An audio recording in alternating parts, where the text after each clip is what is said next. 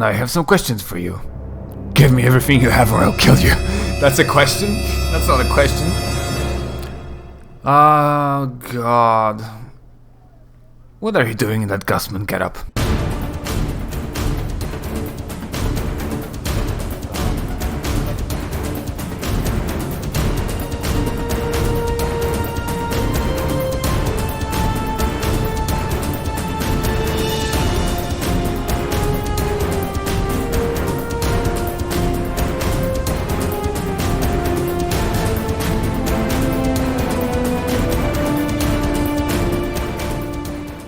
Welcome back to episode 27 of Arcanum, Tales of Magic and Obscura, or whatever that was.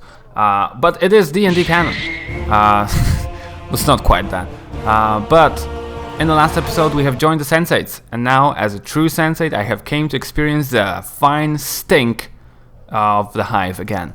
But for real, I have came to experience the conversation with Requint, who have we just uncursed.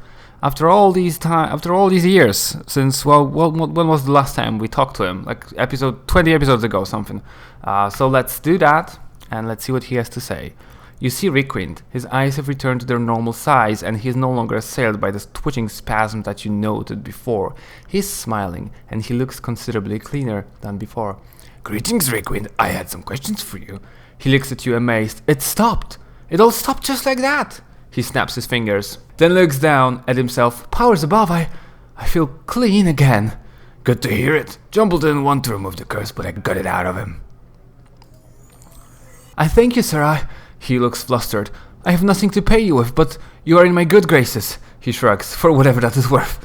He frowns, then stands straight. I will tell the story of your kindness to all who will listen. Actually, do you have any stories you haven't told me already? That could be payment enough. Of course. Requint looks around. Though I have had enough of telling tales for a while. Do you have something I could write them in? I have a journal here. Requint takes the journal. He scribbles for a while, then hands it back to you. There you are. Thanks, Requint. If you would never use that name again, I among others, I would be thankful. Very well. What should I call you? My name is... He suddenly catches himself and smiles. No, perhaps I should keep that to myself this time. He nods respectfully to you. Thank you again, good sir. Farewell. Yeah, still says Requint. What did my journal say? Journal. Oh my word. Okay, so I read through them mostly, and it's like the story of the alley that I've been to, I fixed it, a story of Ignis, who I've ignored and left to burn forever, and the story of Farad, who is now dead. So none of that is really relevant to me now. I will depart, and I will see you back in the Civic Fest Hall. Or will I? Wait, have I not talked to him? I am known as the Ashmantle, one of the Dustman sect. I was wondering if you could direct me. I don't know the area very well, and I'm looking for a certain establishment, a bar, that those of my sect require. Do you know of such a place? But... yeah, how does he not know if he's a Dustman? And how have I not talked to him? He's right here. Thanks you very much, Traveler. I appreciate your kindness. The people of the Hive are rarely helpful in such matters. Tell me about it. Can I ask you some questions? Can you tell me a little bit about this Dustman? Pauses for the moment, and then nods. It would be my pleasure. We, the Dustmen, recognize this life for what it is, an opportunity to experience our passions before the next life. We sift through the dust of our past lives for meaning before the next. Thanks for the information. About this area? This area, well, there is a market to the northwest, I believe, and some government office to the southwest. He thinks for a moment. The Vermin Control Office, I think. You seem to know this area very well. He shrugs. The Hive is a large place. I know some areas, but not others. That's suspicious. I see. I have some other questions. Never mind for a while. The Dustman nods and gives a final bow. Thank you for your time. Certainly. Farewell. Oh yeah, baby. You are about to turn away when you suddenly have a feeling that something is amiss. Suspicious, you glance at Ashmantle again. Just in time to see him tucking something into his sleeves. It looked like something of yours. Up 5 coppers. Okay, should I do that again? That's most XP, I think, from it. Yeah. And then I will grab his hand.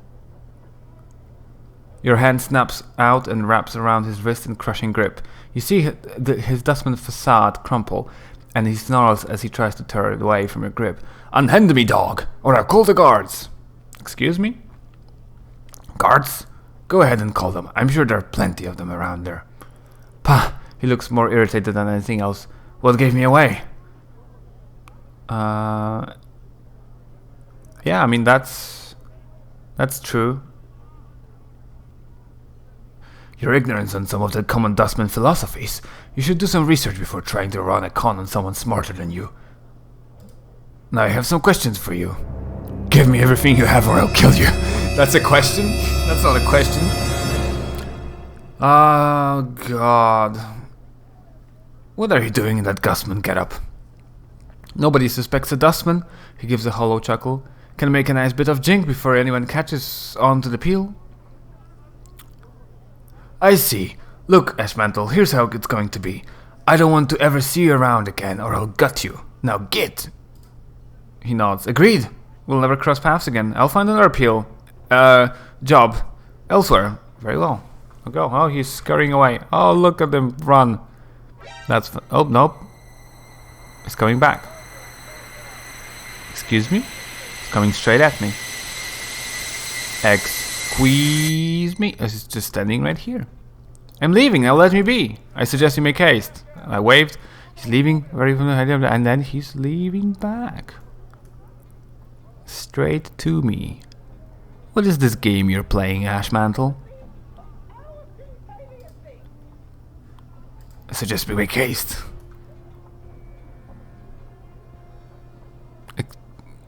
What if I talk to him now? I suggest you make haste. Okay, he went there, and he's gonna come back to his post. Yep. Okay, never mind. I will be back with you at the Civic Festival. I think I'm gonna talk. Well, I'm gonna see what Splinter has to sell. How can you help me? I'd like to buy something. Let's see what cool stuff you've got. Power word. That's it. Power word blind. Level 8. I mean, if I ever need a level 8 spell, I don't have any. I know where to find it. I'm not gonna buy it now. I could remove curses. I could identify, but there's nothing to identify. I cannot sell him anything, apparently. That's not a lot. Well, I've already talked to Jolmi. What's here? Geisis the Crooked. Pack your lids and crack your bone boxes. It's all slaughtering Tanari. Tanari are butchering. From a human point of view, it's not promoting one. Back your lid. Okay, he's not. This is a lecture. Okay, let's talk to the teacher. This squat, hunched old man still has the broad shoulders and scarred calluses hand of a worker or warrior. An aura of weary despair seems to hang about him. He appears to be giving a lecture at the moment. Stay for the lecture. Right. Now listen up. This is the seminar on the war. If you're here, listen about the blood war. Take root. If you're not, you're in the wrong. And all the best up your soft, comfort-loving Sigillian limber stems out of here. The blood war? More boring than listening to governors decide laws. Let's find some young senses who need to be indoctrinated in the ways of passion. He waggles eyebrows in anticipation. No more. Actually, I'm just gonna ignore him. The man suddenly throws a dark eye over the audience as if looking for something. And further, if you're Tanari or Batezu, up your scaly eyes out the door. It's not letting the ordinary bastard bend an ear. Oh god, his language is so hard. Bend an ear to this and listen to your barmy arguments. Keep listening. I have a Tanari with me, but I guess... yeah. Cause there is no discussion on who is right behind you. Is right behind you hear the sounds of something large leaving the lecture hall. Just something large leaving the lecture hall? It just tells the blood war from the human point of view. It's not promoting one side or another, cause they both stink in different ways. The speaker becomes somber. So, what's left of your wanting to listen to some Blood War stories? Tales about war, here to hear the horror of it all, and no doubt. The floating fortresses woven weaved of human skin, the plains-wide battlegrounds of the Blood War be fought on. Keep listening. He bares his yellow teeth. Tales of fiends locking fangs with other fiends. Gnar, snarl. His snarl fails and he looks suddenly bored. Well, let me peel you back your lids and crack your bone boxes.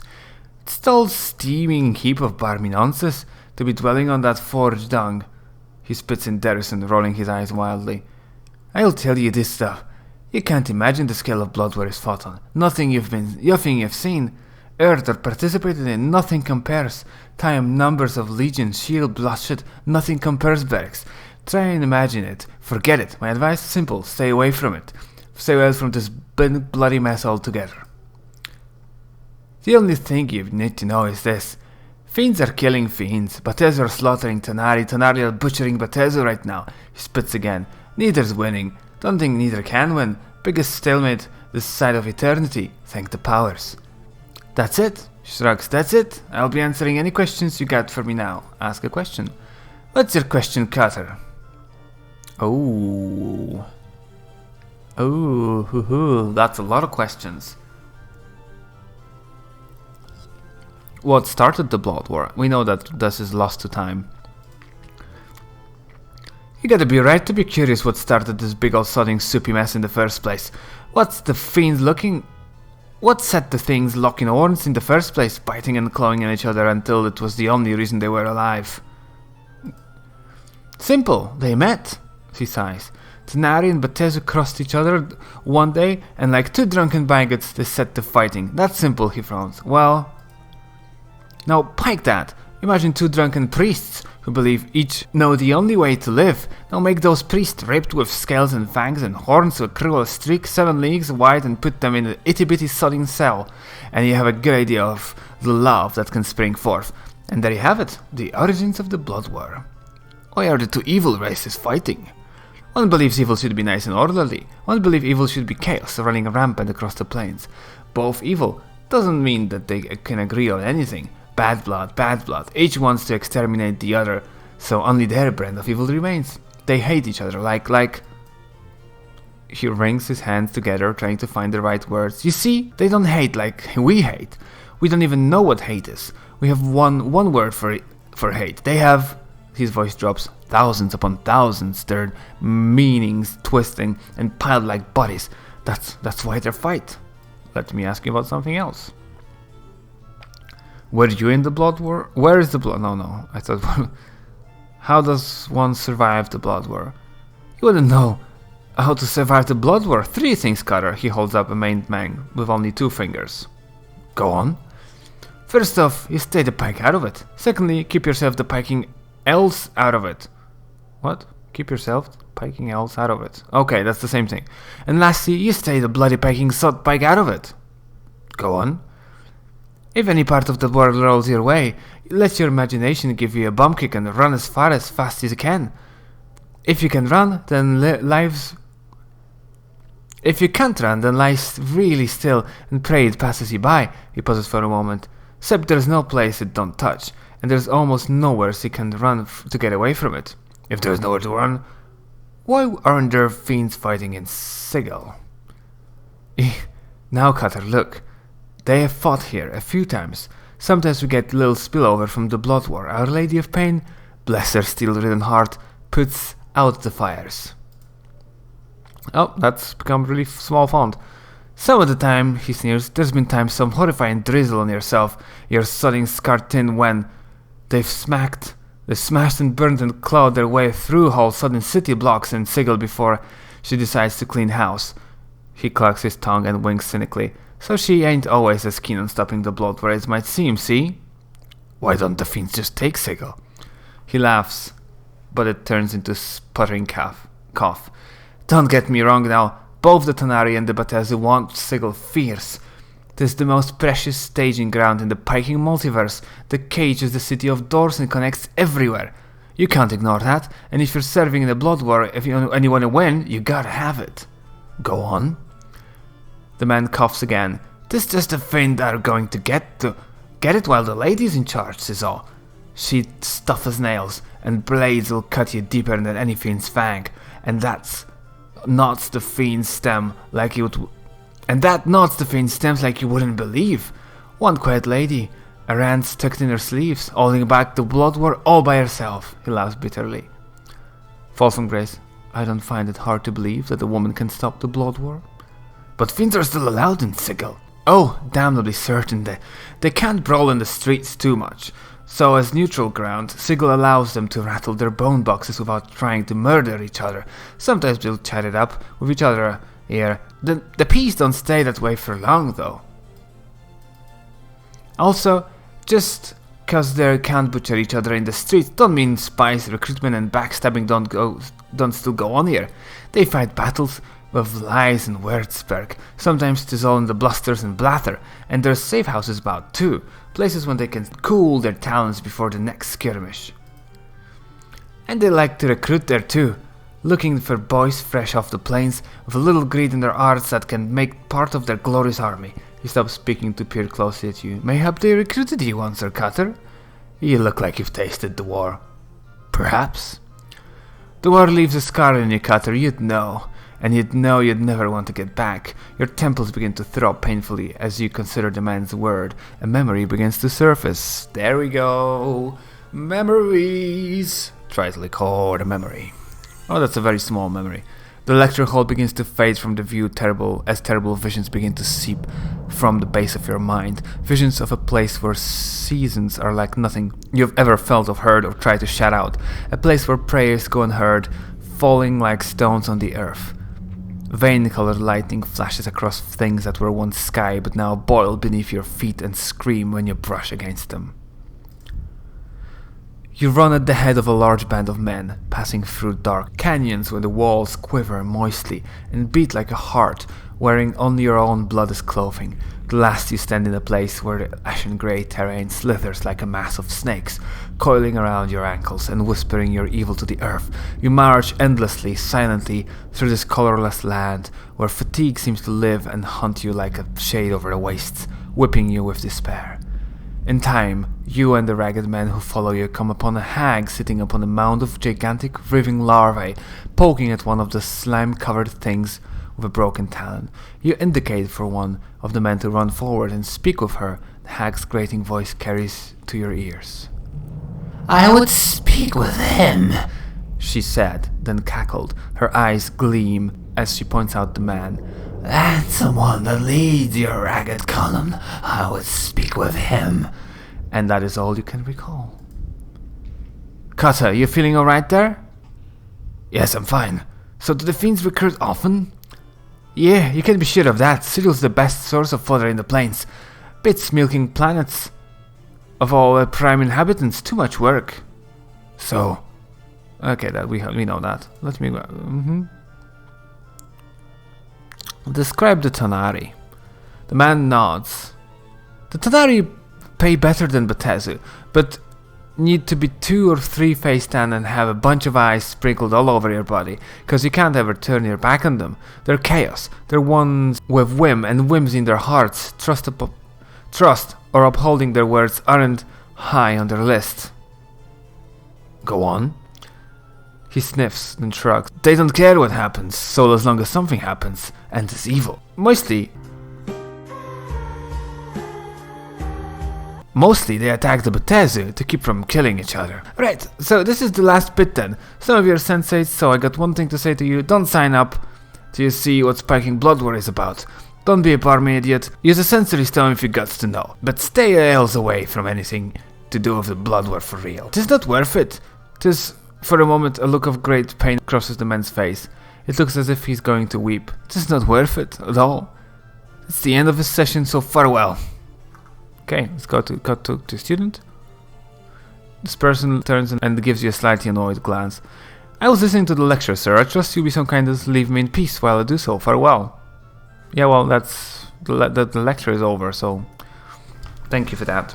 Quisan. Hey, Quisan, who are you? This is a life-size granite statue of a gentleman standing with his arms of his sides, eyes closed. It is of excellent craftsmanship, exquisitely detailed and incredibly lifelike, so much So in fact you find yourself wondering, is it really a statue at all? Greetings. The statue makes no response. Chief, you've seen statues before, right? Not that they don't talk or anything. Consider this, Mort. You're a floating skull who's denying the possibility of a living statue. Well, you got me there, boss. That I do, Mort. I'll just touch him. You touch the statue and find that while the clothes that adorn it are of grey cloth rather than rock, the skin is as cool as hard as the granite. Why would someone clothe a statue? Maybe it's a little too anatomically correct, Chief. It was a rhetorical question, Mort. Strike the statue. As you make to strike the statue, its eye flash open and it catches your fist in an iron hand grip, narrowing its cold grey eyes. It speaks with a voice like the boulders grinding together. Why would you strike, Quisai? Forgive me, I only meant to see if you were truly a statue. He nods slowly, frowning. You are forgiven. One feels you are lacking patience. Perhaps I had some questions. The statue remained as silent as ever. Hello? My questions? Still no response. Wait for a response. There is still no response. You get the sense that Quisai must be testing your patience. Keep on waiting. A few minutes pass and Quisai still has failed to respond. Wait quietly for a few moments. The statue's eyes open. He gazes at you with cold grey eyes. He speaks ponderously with a voice like two boulders grinding. Yep. Your patience is noted. Quisai would speak with you now. Mort rolls his eyes and makes a gaggling noise. Powers? No, not another bear that talks like this. I have questions about you. After a period of silence, he speaks. Ask. What is it that you are meditating about? The way of stone. The way of stone? A philosophy, a method of combat. With it, Quisai seeks to achieve invulnerability. Invulnerability, you'd be unbeatable in combat. Yes, now, the way is not yet perfect. Quisai will make it so, one day. Quisai knows this. Can you tell me what you've discovered so far? Quisai nods. No one has asked Quisai to share his knowledge of the way. Quisai shall do this now. He begins to speak at length, slowly and carefully. After hours... Oh, armor class. Good. After hours of listening and many questions, you come to understand what little Quisai's ways of stone can teach you. In combat, you will use it to resist and deflect your enemy's blows, improving your armor class. Thank you, Quisai. I have some other questions. What do you know about Ravapazua? Nothing. Some other questions. Other questions about this place. This is the civic festival. Need to know more? Find another to ask. Okay. Never mind, farewell. I guess have an armor class improvement. That's nice. Okay, man, these voices are really doing me in. I have to drink something. Let's see what's happening deeper into the West Festival. Merryman! Merryman was someone I needed to talk to. Merryman! I agreed to seek out the man of Dollarman. He has a key to her heart. Let's talk to Merryman. This man looks like a bitter cantankerous. What's cantankerous? Old codger. His mouth is twisted into a frown that becomes even more severe as he notices you coming his way. Merryman, my name may be, but merry I am not. Off with you, young one, no time for the likes of you. He goes into a fit of coughing from the exertion of shooting you away so loudly. Wait, Dolora wanted me to speak with you. Merryman eyes you suspiciously. That's so? About what? Well? She said that you're her first love, and that so long ago you held the keys to her heart and she'll never be free to love another. She told you that, eh? I'm surprised. Perhaps leaving her under Mistress's Grace tutelage did what I couldn't, started to develop her feelings. In any case, he pats a pocket on his tunic. I won't just give the keys to you. Wait, those are literally the keys to her heart? That they are. Dolora's a construct. Didn't you know that? A creature of sorcery and clockwork mechanics she is, and one of my finest creations, Merryman sighs. But cold, without emotion or character. I brought her to the brothel and set her so that she could not leave, in hopes that the constant contact with so many others would begin to develop her own personality. The keys are the tools used to set her. She wants them because she feels that they're limiting her personal growth now, I suspect. Then why don't you just return them? Because I've become a cruel and bitter old man who sees he can get something out of you. Go on then. What do you want? I want to forget. I've lived almost 150 years now, and I've seen every sensory stone I've cared to in Grand Hall. My little time I've left to live, and I'm too weak to go on the search of wholly new experiences, so I need to find out a way to forget them all. That way I can start again in my final days. So, how do I just wallop you at the back of the head or what? No, you bloodthirsty Lumax! I need something, some item, like some concoction that will allow me to forget, like draughts of the River of Styx, something like that. Yeah, we know about River Styx. I think we had a card for it. But yeah, bam, River Styx again. Right. Man, I need to find River of Styx water? I don't know if... Oh, there's some place. Dormitories. Is this also dormitories? Maybe. Let's first check out all the rooms. These are probably gonna just be... Death's Advocate. That's another lecture probably. Sigillians, welcome. Please take your seats and listen to the darks of which I speak. Darks? Give me a break. We're really not going to listen to this rattle crap, are we? Come on, let's go find some saced chits that have never had the pleasurous sensation of tasting the fiery passion of his skull's lips. He waggles eyebrows in anticipation. Ignore Mort. Mort is gonna just interrupt every lecturer. He begins speaking with a somber tone. Death, it is what awaits you at the end of life's journey. He coughs slightly, then raises his eyebrows dramatically, waving his hands at the same time. Death is not the end, but a beginning. Mort whispers, beginning of more suffering. Not to Mort quietly. I like that we have some companionship here. For when you die, you shall not cease to exist. No, far from it. The outer planes shall welcome you to their breasts. There a new life, one such as you've never had known, awaits you there. That's for sure. Not to Mort quietly. You shall cast away the tattered cloak of this life and become one of the faithful, a petitioner. As you petition on the outer plane, your life's journey shall truly begin. If you have been a godly sort of gentleman, steadfast in charity and goodwill towards your fellow bloods, perhaps the light-blanketed slopes of Mount Celestial shall house you when you die. Your spirit shall pass on to this place, dwelling as a petitioner in the beauty of golden morning, soft sunlight that caresses. He sighs dreamingly. An eternal boredom. Please, Mort, quiet.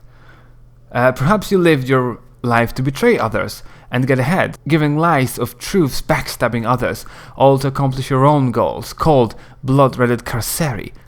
Oh, we know that. Hold on. Called blood-redded carceri. The plane where all turncoats fall when they pass on shall be the cage that imprisons you. As a petitioner on this plane you shall live a life of treachery and treacheries, of lies and lying, knowing a life without trust. Looks like we know where we're both going when we die. Mort, stop talking. He hunches over and his eyes dart back and forth. And perhaps you have lived a life of bloodthirsty evil, contemptuous of your fellow man, laying others low and doing as you please without care who or what you hurt. Then it is perhaps one of the lower planes, Batter, or the chaotic swirling layers of the abyss that shall welcome you. Evil to the core are the spirits that come to this plane, and most are doomed to mindless cruelty and suffering or servitude in the dreaded Blood War. And that's if you're lucky. That's enough, Mort. No matter where you go, know this. You shall be embarking on a new life, my Sigillians. And that's supposed to be an incentive?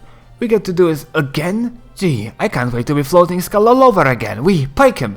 What a tard. Spoken just like someone who hasn't died before, Come on, Mort, quiet. Thou shalt be able to start anew without the burden of memory of your past life. Your sole goal, if you will, he smiles at his own humor, is to merge with this new plane that you are on, becoming one with the ideals and the very substance of the plane itself. You shall be one of the inhabitants, the petitioners on this plane, or ideally one of the building blocks upon which the plane is built. It is the goal of all petitioners to accomplish this goal. You, he clasps his hand together for emphasis, must hold to your ideals. Mort whispers, "Oh, this is one big steaming load." Mort, quiet down. Your ideals, good or evil, law or chaos, are somewhere in between. As you approach the alignment of the plane, your journey will end as you become part of the plane itself. 'Tis a glorious existence, my Sigillians. And that is what awaits you after death, my audience. Have a care as to how you live your life, but know that it is not oblivion that awaits you after this life. What wash? The speaker's head turns to face Mort, frowning slightly. He leans out, trying to see who spoke. A question from the one of the living, perhaps? Mort ducks below the elector's field of view, then turns to you and whispers, "Go ahead, Chief. Tell them the dark of it." Yes, I have a question. Let me... Okay. What's a petitioner? Can a petitioner die? Well, that's a lot of questions. Man, my throat is hating this episode. Prove what you say is true. Eh? The lecturer looks taken aback. And how may I do that? Die here, now. The audience becomes silent, feeling the pressure. The speaker swallows slightly. Well, now, he smirks suddenly. If you go first, I shall do so. The audience chuckles. That's evil. I don't want to do that. I kind of want to do that. Should I do that? Man. If I'm gonna kill myself, and then I'm gonna tell him not to do it. That's my plan. Agreed. Very well. The speaker's face is stone for a moment, then it brightens. Come up to the stage, my friend. He turns to the audience, smiling. A rare treat, Sigillians. Today, and today only, we shall have a live demonstration of how to become a petitioner. Kill yourself and then get back up. The speaker turns white at this, taking a step back. By the powers! Just smile at him. The audience watches in morbid fascination. Well now. Hey, I just wanna leave. Bluff. Kill yourself, or I will do it. He gulps. No, he offers weakly. I must confess that I'm not quite ready to depart this life yet. So, this great new life on the outer planes may not be all it's supposed to be. The speaker is aware of his hypocrisy, but is afraid of the alternative. Perhaps not. He glances quickly at the audience. Well, certainly not now. As I thought, I had another question. What if someone can't die? He laughs. Nonsense, everyone dies, friend, even gods die. Well, I just died. But suppose someone can't die. Well then, based on what I've said, he would never reach the outer plane and never become a petitioner. I had another question. I'd like to ask about one of the planes you mentioned. I don't think we've talked. We've seen the... I don't think I talked... Well, Mount Celestia. Ba-bam! Mount Celestia. A plane of eternal good and faith. He clasps his hands together in prayer. Where devas fly the skies, archons rule with honor and nobility, the very model of goodness. But you should seek out someone more knowledgeable on the planes than I am. Yeah, I think we already had Ebb. Or was it not Ebb? Or maybe it was Ebb. I had another question. The dustmen say that this life is where we end up when we die. The speaker chuckles derisively. Some members of the audience chuckle as well. There are countless petitioners, my friend, dustmen among them. Who would disagree with dustman philosophy? I had another question. What, can a petitioner die? He looks slightly uncomfortable at this. Well, yes. How? He looks a little more uncomfortable. Well, through any of the normal means, really. Great, another death. Sign me up. There is laughter from the audience. The speaker looks angry. What happens when they die? He looks a little more uncomfortable. When you merge with the plane. What if the petitioner dies on a plane other than their home plane? He looks very uncomfortable. Well, then that is the end of life there. But no petitioner wants to leave their home plane, friend. He looks around, realizing he's in a trap. To do so would to be oblivion. And should they die really? I had another question. Why do petitioners lose their memories? Many pardons, what? I said, why do petitioners lose their memories when they die? He looks uncomfortable. Well, you know, who wishes to be burdened with such things as memories? The audience murmurs. I do. The speaker smirks. Looking at you, sir, I cannot begin to wonder why. The audience chuckles. So why do they lose their memories? He frowns, begins to say something, then stops. After a moment he continues, choosing his words carefully. I imagine that it is because you must start afresh. Your petitioner's soul pure when you arrive on the new plane. And why would you have to do that when your earlier life experiences have determined what plane you end up on? He looks very uncomfortable. Well, I don't know. That's no answer. He becomes slightly angry. Do you have a better answer, my friend? Perhaps one you can share? The audience turns to face you. I don't remember where or when, but I seem to recall having heard that memories drift on the astral plane as memory cores. An audience member shouts out, He's right! The speaker turns to face the audience member. Well, perhaps he is. Well, then the question becomes, is a lifetime of memories more important than living life again? Oh, truth. Yes, it is. He says angrily, then it's simple enough. Don't die, my friend. The audience chuckles. I had another question. What determines the plane? Your alignment, of course. Good people are destined for the upper planes and bad people cast in the lower planes. He rolls his eyes, clasping his hands to his heart dramatically. May the powers have mercy on their souls. Where do the neutral people go? He raises an eyebrow. Excellent questions, excellent. Hears?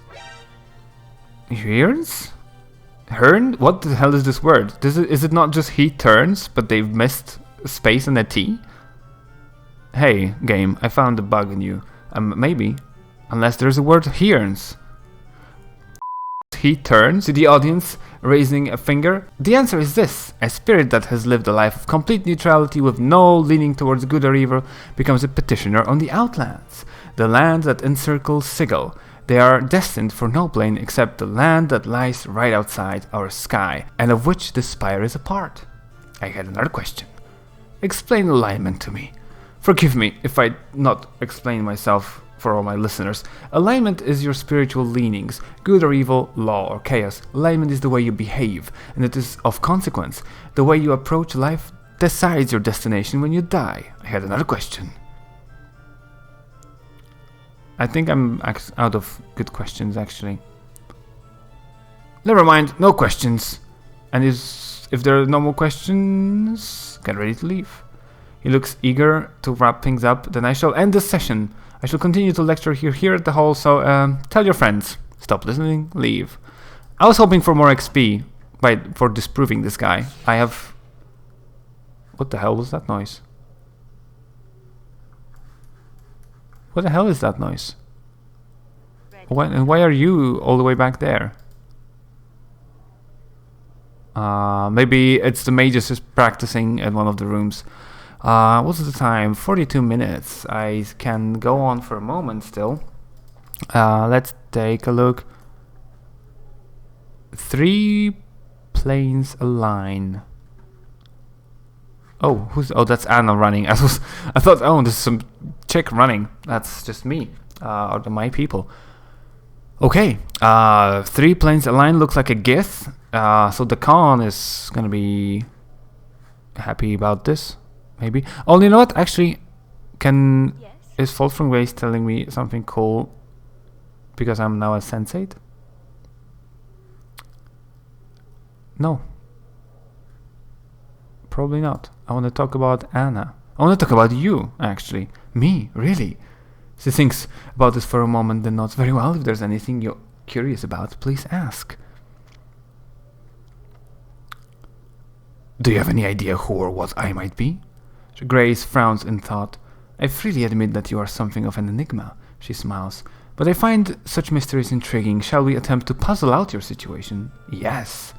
First, while it is possible that you are tiefling or some rare crossbreed, my guess is that you are a human or were. There may be something else that would shed light on my situation. Do you know anything about else that might prove helpful? Okay, actually that's not... I've messed it up. Me, actually. Let's continue with this for now. Your appearance is approximately a male in his early 30s. The stitching and scar tissue make an exact determination impossible. The key to your past is your memory, and it seems that certain locations, events, and people trigger seemingly forgotten memories. It would seem to be in your best interest to visit as many locations as possible and speak to as many others as possible. In short, experience your universe as much as possible. A sensate advice, eh?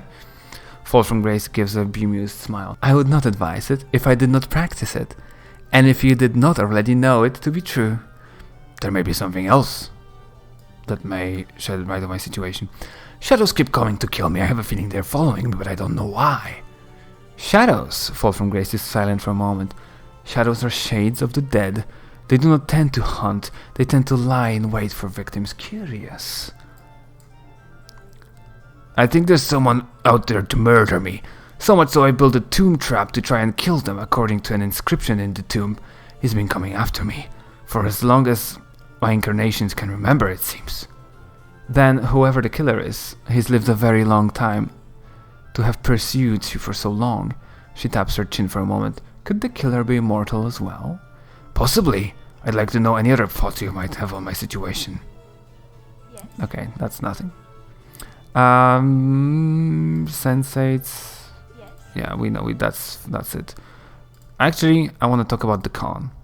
The con? Grace raises an eyebrow. He's most uncommon for a Githzerai. Really? In what way? Well, he obeys you. That alone would mark him as a pariah among his people. His entire race were once slaves, and even a reminder of servitude is distasteful. Yeah, he made a promise to me long ago to serve me until I died. It was after I saved his life, and he didn't know that I was immortal. Truly, as a Githzerai, he must be suffering indeed. How did you save his life? After he fell from Shrakthor, one of my previous incarnations came to him as he lay dying in limbo and gave him the unbroken circle of Zershimon, that religious text he has. If I may ask, do you know why the incarnation saved his life? I think it saved him because of his Karak blade. Curious. Fall from Grace is silent for a moment. You know, a blade that reflects the will of the wielder is a potent weapon if the wielder knows himself. Perhaps this is why I saved him. Then is there anything else you can tell me about the con? The con approaches. Everything in a... Oh, no. I thought the con approaches. The con approaches everything in an orderly fashion. Again, the most curious for a Githzerai. They tend to be unpredictable. They follow their impulses rather than a plan. He seems a most pious Githzerai and a steadfast ally. That he is. I want to talk about someone else. Anna. She is strong and capable, and she's quite passionate. I almost wish I had met her long ago and asked her to come to the brothel. Perhaps things might have been different. Grace studies you for a moment. What do you think of her? Whoa. No, I want to, yeah, Fall from Grace. I don't want to say that. I don't think she cares for you very much. I would agree, Grace smiles, but I shall not let you dodge my question so easily. What do you think of her? I consider her a friend, nothing more. Very well. I wanted to ask you, yeah, you. Because there is more stuff. To be honest, I'm curious as to your feelings about me. Grace gives her a slight smile. A lady must have her secrets. Okay. Okay, another time. Let's talk to the guests. Or maybe let's not talk to the GIF. I wanted to talk to the GIF, but then I decided against it because I am dying. My throat is gone. The lower ward and the sensate's quests and all of that. So much talking. I am dying. So, thank you for watching episode 27. It's a magical number. And I have not really accomplished much in it. No, I fixed Requind. That's very good. Anyway, I will see you in episode 28, where I will hopefully return to the brothel with all of the problems solved, which is impossible. I need to find water from River Styx, so I have no idea where to find that yet. I didn't see it in the store. Maybe I did. Maybe I missed it. I don't know. Anyway, that's gonna be it for today. And thank you for watching. Fallout and bye bye.